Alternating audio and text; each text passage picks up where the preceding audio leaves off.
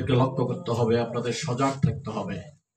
এই বাংলাদেশের রক্ত জড়া যে অর্জন, শত শত মায়ের বুক খালি হয়েছে, আমাদের ছেলে মেয়েরা, আমাদের মা বাবারা এখনো পর্যন্ত পঙ্গু হাসপাতালে চিকিৎসাধীন আছে।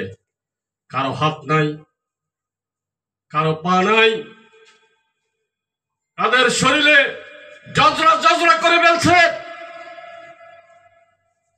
যারা গুলি চালিয়েছে, যারা হত্যা করেছে, তারা আবার ষড়যন্ত্র করছে, সে রক্তের সাথে বেইমানি করছে। দিনের আলোতে তারা ঘুরে বেড়াচ্ছে।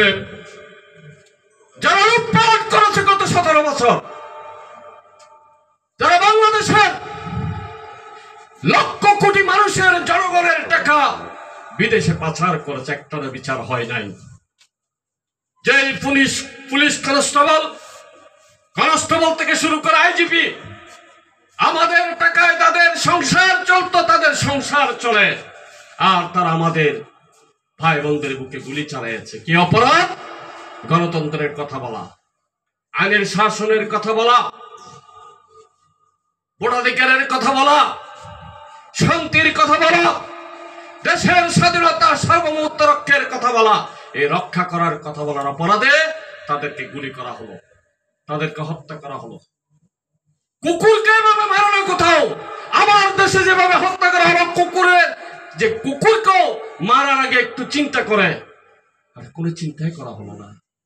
মিছিলের উপর সামনে গিয়ে গুলি করা হলো, শত শত ছেলেকে হত্যা করা হলো। আজকে তারা এখানে বীরদর্পে বাংলাদেশের মাটিতে ঘুরে বেড়াচ্ছে। বাজারে দেখবেন, মার্কেটে দেখবেন, হাঁটার পথে দেখবেন, চলার পথে দেখবেন, সমাজে দেখবেন।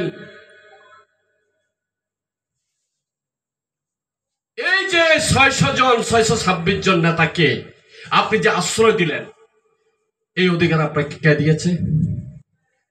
ওয়াকারুজ্জামান সাহেব, বাংলাদেশের মানচিত্রে আপনি যেখানে করবেন, যেখানে মাটি একটু আশ্রবেন, সেখানে রক্ত পাবেন। সেই বাংলাদেশের মানচিত্রে আপনি দাঁড়িয়ে বসে যাদেরকে আশ্রয় দিয়েছিলেন, তারা কোথায়? যারা আমার ভাইকে হত্যা করেছে, যারা আমার দেশকে লুটপাট করে আমাদেরকে তলাবিহীন জুড়িতে পরিণত করেছে, তাদেরকে আপনি আশ্রয় দিয়েছেন, তাদেরকে আপনি রেখেছেন, পাহারা দিয়েছেন। আজকে বাংলাদেশ জানতে চাই, সেই 626 জন কোথায়? কারাগারে যারা বন্দী ছিল, গত 6 মাসে অধিকাংশরাই মুক্তি পেয়েছে।